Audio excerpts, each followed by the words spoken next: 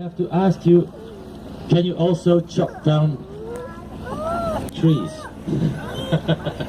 If you look like that, you need to be able to chop down a tree. Okie doke, let's go. Are you having fun?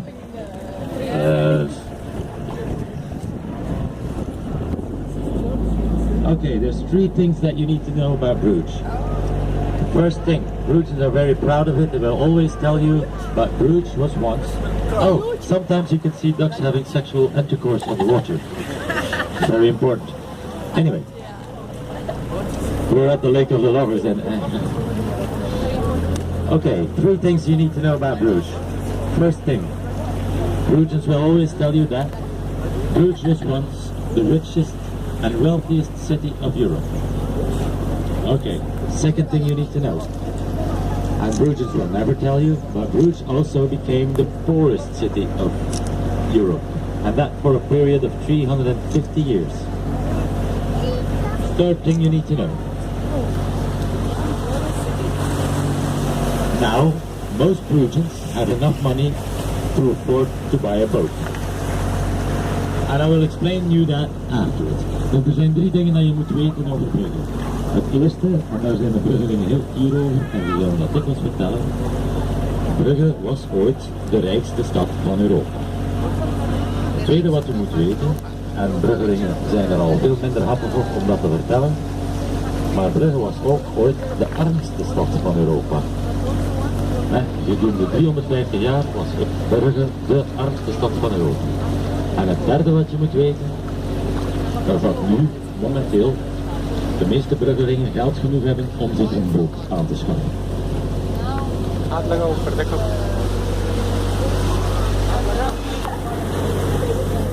Oké. Maar nu ga ik u eerst vertellen over de heren Grutussen. Maar we gaan ze niet een huis passeren. En de heren Grutussen waren zeer rijk. En ze waren zo rijk omdat zij de rechten hadden op al de gruut die hier werd geproduceerd. En gruut was iets waarmee men bier brouwde. En zoals jullie allemaal wel weten, België drinken veel bier, dus zij waren zeer rijk. Dat is 1. 2. De heren Grutussen, dat waren 14 heren die in 1 huis woonden. 14 heren, geen madams, enkel heren.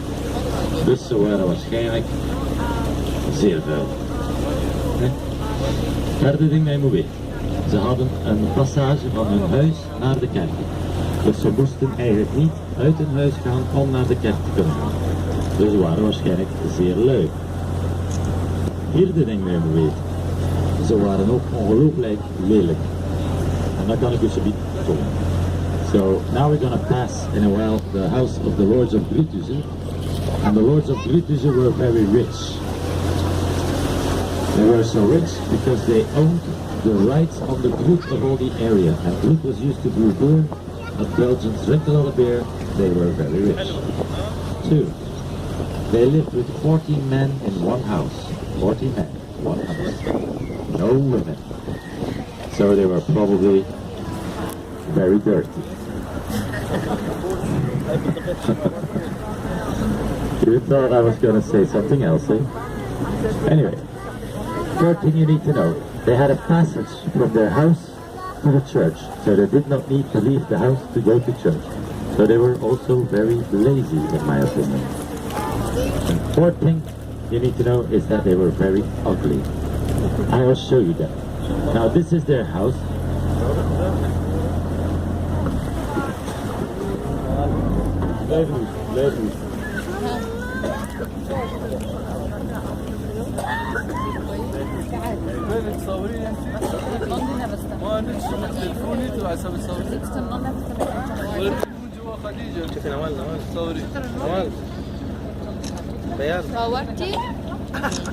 Okay. أمي ناظر شوي شوفي هنا وصلنا؟ Okay. طيب اوكي. I don't want dead people on my boat. See, she understands anyway. Now I'm gonna start. There you see, on top, you see the smallest and tiniest Gothic windows, okay? So this is the house of the Lords of Criticism. And there to the left, you will see the passage they had from the church to the house from the church. En daar zit u de passage dat ze hadden. Dus ik heb gezegd, ze zijn rijk, lui, vuil en lelijk. So I told you that they were rich, dirty, lazy and ugly. And there you see a face. This is one of them. And he's praying, and he's going to have to pray 600 years before he gets plastic surgery. Je ziet hem, hij is aan het bidden, hij zal 600 jaar mogen bidden voordat hij plastische chirurgie krijgt.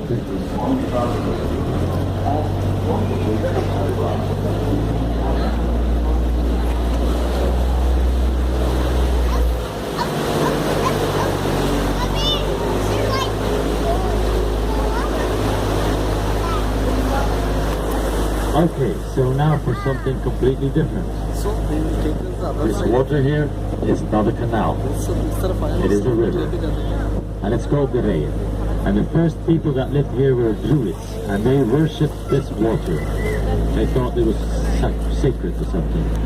And they called it Bruges. And we found coins dating from 740 with Bruges on it. Dus dit water hier is geen kanaal, het is een rivier met grote rijen. En de eerste mensen die hier leefden waren Druides. En zij vonden dat dit water, deze rivier eigenlijk heilig was. En ze noemden dit Bruges. En we hebben munten gevonden, muntstukken van jaar 740 met Bruges.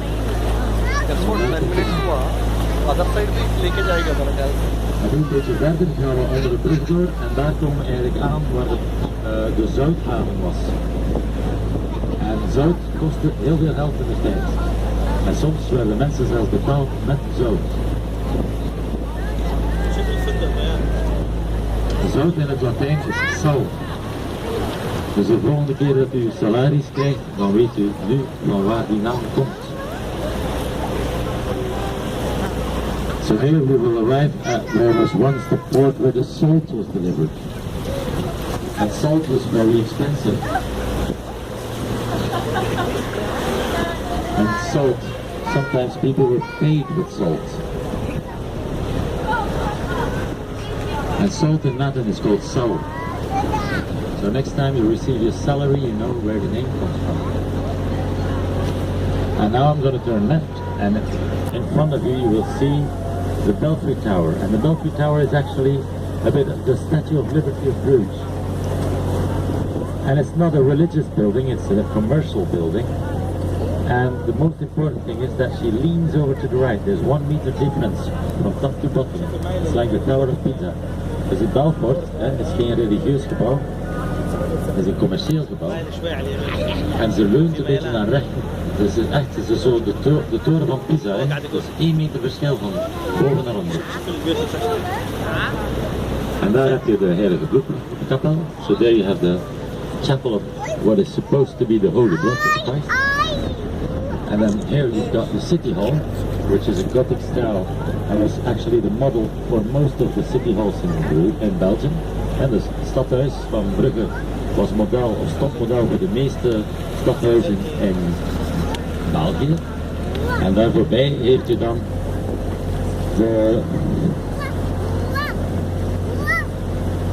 het Justitiepaleis eigenlijk, het oude Justitiepaleis. Maar niet alles is oud in Brugge, we hebben ook moderne kunst. Not everything is old and ancient in Bruges. We also have modern art. And here you see a very nice example of modern art. There's a statue of a naked woman looking at the light that doesn't work. Dus hier ziet u een naakte dame die kijkt naar een lichtje, maar het werkt niet. And now in front of you, the oldest bridge of Bruges is the Bridge of Me. She's never been repaired, never been restored. En de oudste brug van Brugge, de Meebrug, is 600 jaar oud, nooit gerepareerd. En de volgende brug is de brug van de paarden, de paardenbrug. The second bridge is the bridge of the horsemen. But this one has been repaired.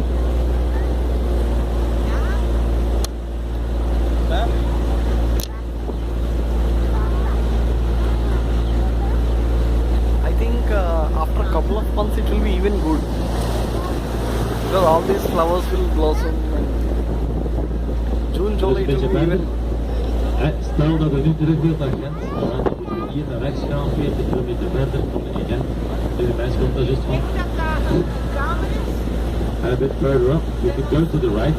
If you would follow that for 40 kilometers, you would end up in Ghent. But we're not going there, we're going to the left, to the sea. 15 kilometers further, we would arrive in Zeebrugge. En dus hier gaan we naar links, richting Zeebrugge. En hier gaan we zien dat er heel veel verschillende stijlen van huizen zijn. En dat is omdat we eigenlijk... Dat is omdat we door heel veel landen zijn geregeerd geweest. We zijn geregeerd geweest door de Spanjaarden, door de Duitsers, door de Oostenrijkers, door de Fransen, door de Nederlanders. And so here you see a lot of different styles of houses. And we were ruled by so many nationalities really. We were ruled by the Spanish, by the French, by the Germans, by the Austrians, by the Dutch. That's why you see a lot of different styles of houses. And like these step gable houses, they will tell you sometimes that it's typical Belgian. Well, that's not true. That's typical Flemish. You'll find similar houses in the north of France and also in Holland. En die trapgevels, sommige mensen zeggen dat is typisch Brugs. Dat is niet waar, dat is eigenlijk typisch Vlaams. En je gaat dat vinden ook in Noord-Frankrijk en ook in Nederland. Wat is dan typisch Brugs? Wel, dit huis hier aan de rechterkant, dit is typisch Brugs. And this house on the right, that's a typical Belgian house. En je ziet die onderste stenen, wel die stenen komen uit Belgium, dat kennen wij waarschijnlijk. Hoe meer van die stenen er was, hoe rijker hij was. En van boven zie je heel kleine raampjes, wel dat is waar de personeel leefde. So these stones, the yellow stones, they come from a city called Belgium. The more of those stones you had, the richer you were. And the top windows were for the servants. And here you see that the top windows are closed by bricks. En je ziet dat de bovenste ramen gesloten zijn. En dat is omdat je getaxeerd werd op het aantal ramen dat je had. En daarom deden de rijke mensen eigenlijk, dan ook daar ook, deden gewoon die vensters dicht. En zo betaalden ze met de taxen. Nationale sport van de Belgen, met de taxen te proberen te betalen. So the windows are closed by the servants. The rich people closed it down because they were taxed on the amount of windows they had. So they just closed down the windows.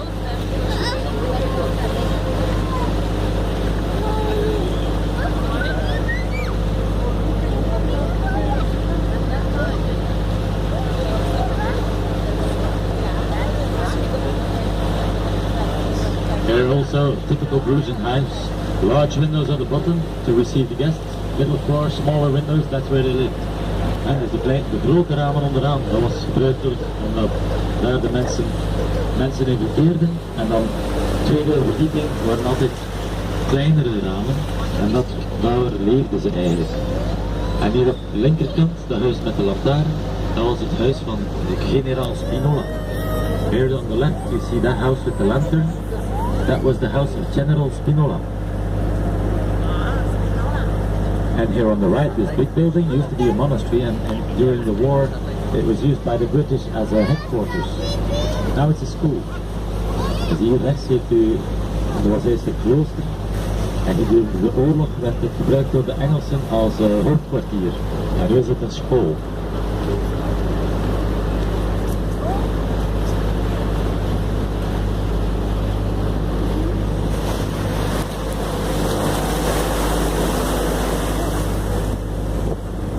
And now we arrived at where once the port of Bruges was, the main port. And in front of you, that house, there you needed to pay the taxes on the imported goods. And to the right there's a street, on the far end of the street there's a house. That was the house of Mr. van den Burger. And he's the guy that started selling stuff that didn't belong to him and asking others to finance it.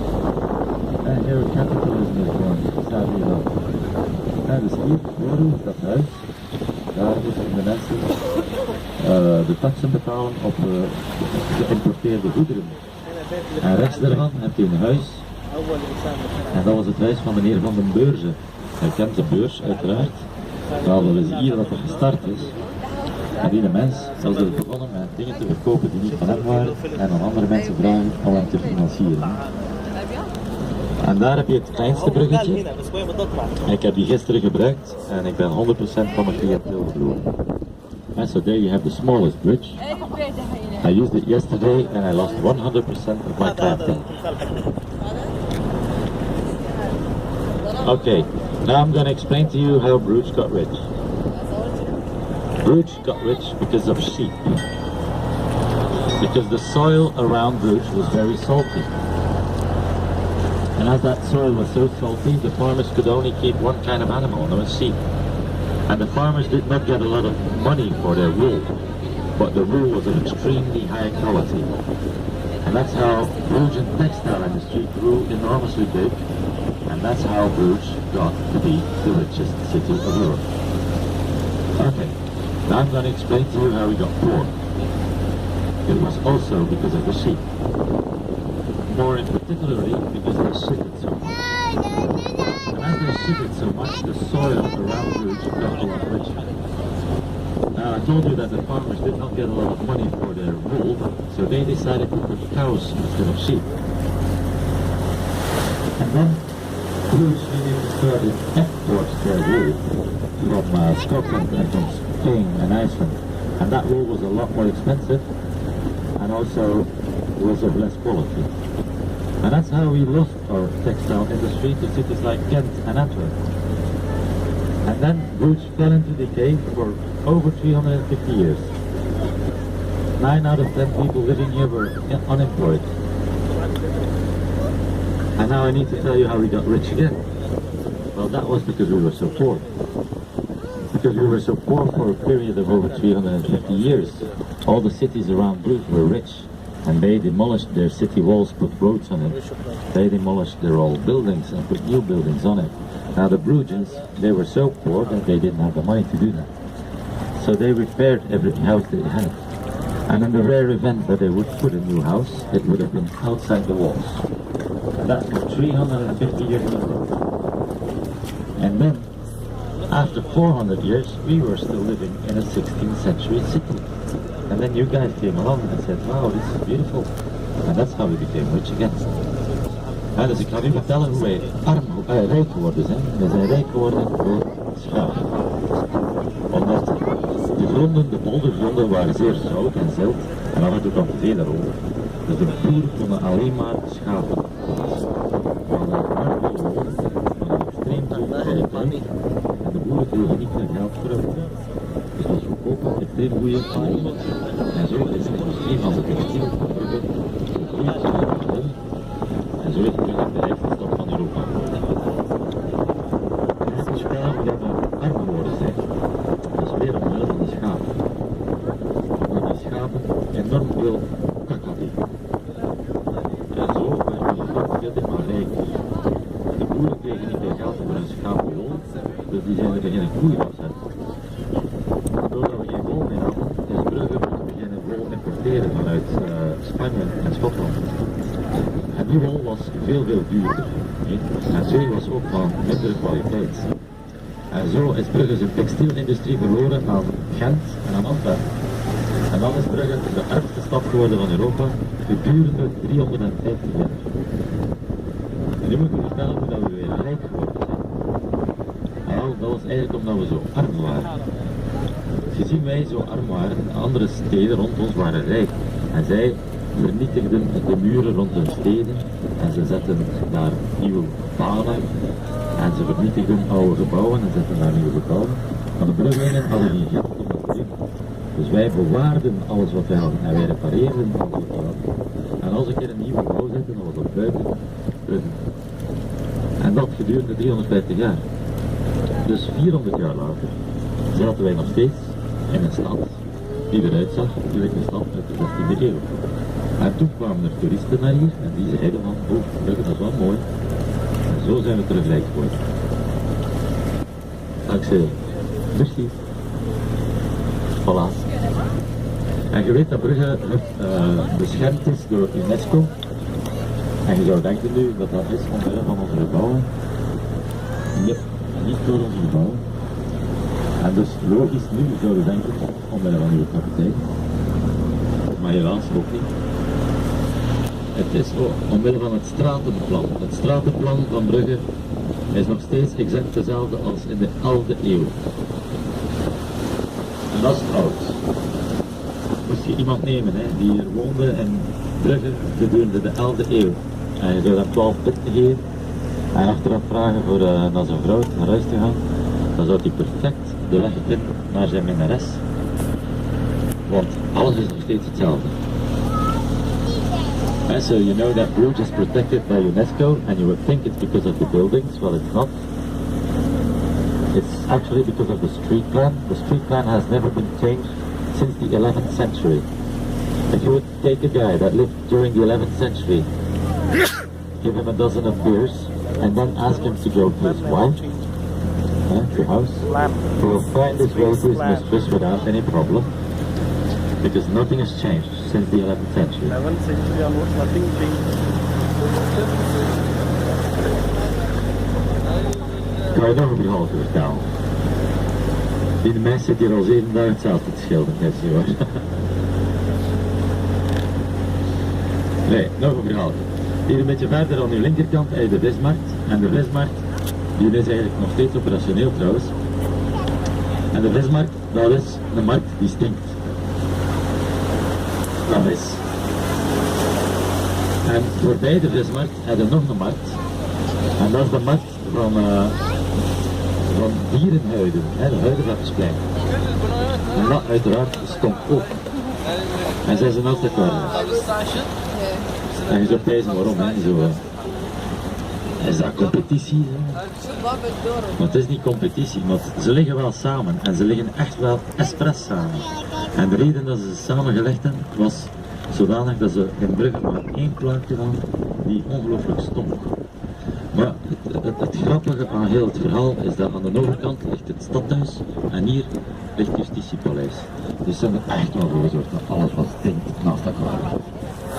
And so, here on the left side you have the fish market, and that was a very smelly market. And there behind you have the skin market, animal skin market, and also that was very smelly. And they put them together next to each other, deliberately, to have only one region in Bruges where it smelled funny. And the funny thing about all of this is that here is the city hall, and there's the Palace of Justice. So they really managed to put everything that smelled awfully together. Right, ladies and gentlemen, I'm afraid I'm at the end of the tour here. I hope you've enjoyed yourself, and I certainly hope that I was able to teach you a couple of things about Bruges that you did not know yet.